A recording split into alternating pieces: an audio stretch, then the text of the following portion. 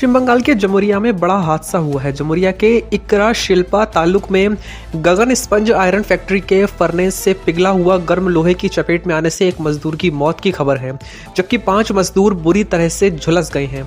घटना में घायलों को रानीगंज के एक निजी अस्पताल में भर्ती कराया गया है। एक अन्य को दुर्गापुर के एक निजी अस्पताल में भर्ती कराया गया। जमुरिया थाने की पुलिस घटना की जांच में जुटी हुई है।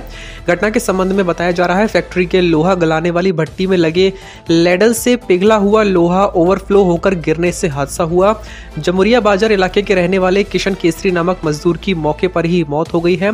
शिफ्ट प्रभारी धर्मेंद्र मिश्रा बिहार के जमुई, उत्तर प्रदेश के बलियार निवासी देवेंद्र कुमार यादव, बिहार के सिवान निवासी राम रतन राम और पूर्वी कॉलेज पारा रानीगंज निवासी गंभीर रूप से घायल हो गए हैं।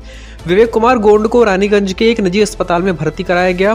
बिहार के बांका जिले के भागपुर निवासी पप्पू यादव गंभीर रूप से घायल हो गए और उन्हें दुर्गापुर के एक निजी अस्पताल में भर्ती कराया गया। घटना के बाद विभिन्न राजनीतिक दलों के नेताओं ने फैक्ट्री प्रबंधन पर लापरवाही का आरोप लगाते हुए जांच की मांग की है। এই হাসপাতাল বিবেকানন্দ হসপিটাল, এখানে আমি এসেছিলাম কালকের গগন ফেরোটেক এখানে যে ঘটনাটি ঘটেছে পরশুদিন রাত্রিবেলায়, আপনারা জানেন আমি ওখানে গেছিলাম এবং আমি ওখান থেকে জানতে পারলাম যে একজন নাকি এখানে ভর্তি আছে। এসে দেখলাম দুজন ভর্তি। Pappu Yadav 46 years age, 75% burn. Pradeep Kumar Saha 22 বছর বয়স, 50% বার্ন।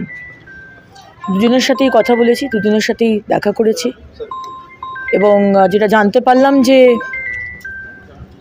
তাদেরকে শুধু হেলমেট দেওয়া হয়েছিল, তাদেরকে একটা চশমা দেওয়া হয়েছিল, কিন্তু না কোনো গ্লাভস, না কোনো জুতো, না কোনো পোশাক।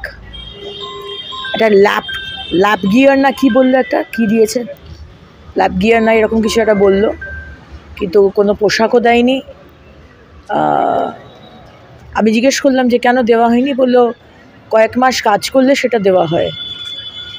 পাপ্পু কথা বলার মতো অবস্থায় নেই, যার 75% বার্ন, এবং প্রদীপ যার 50% বার্ন সেই কথাটা বলছিল।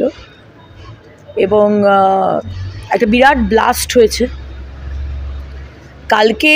ওখানকার প্রেসিডেন্ট, যিনি প্রেসিডেন্ট বলছিলেন, মিস্টার নিরঞ্জন গৌরিসারিয়া, তিনি যে কথাটি বললেন তার মানে সেটা মিথ্যে কথা।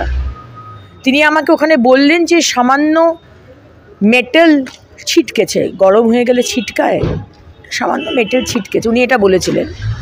তো মিস্টার নিরঞ্জন গৌরিসারিয়া, আপনাদের মাধ্যমে বলতে চাই, উনি মিথ্যে কথা বলেছে।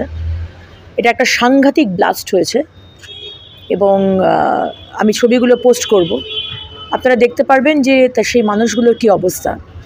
এখানে হসপিটাল ম্যানেজমেন্টে ডাক্তারবাবুরা সবাই ছিলেন, হসপিটালে যিনি হেড তিনিও ছিলেন, এবং আমি বলেছি যে কোনো রকম চিকিৎসার জন্য যেন কোনো ফিনান্সিয়ালি অন্তত যেন চিকিৎসাতে কোনো বাধা না হয়ে ওঠে। সব রকমভাবে এই দুটি মানুষ যেন বেঁচে বাড়ি ফিরতে পারে। বাকি তো আমরা দেখে নিচ্ছি, কম্পেনসেশন, তাদের সিকিউরিটি, এগুলো তো আমরা দেখব। কালকেও বলেছি, আজকেও বলছি, সেন্ট্রাল গভর্নমেন্টকে আমরা লিখছি।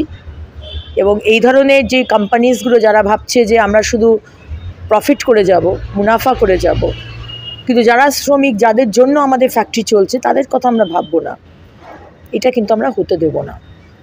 এবং যারা ইউনিয়নে রয়েছে ওখানে, আজকে আইএনটিইউসি, আইএনটিটিইউসি, আমি জানি না তারাও কি করছে, কি করে একটা শ্রমিক মাসের পর মাস সে বিনা সেফটি গিয়ারে কাজ করতে পারে। এরকম একটা প্রিকেরিয়াস কন্ডিশনে, এরকম একটা বিশাল আগুন নিয়ে যেখানে কাজ হচ্ছে, এটা একটা আমার সত্যি চিন্তার বাইরে।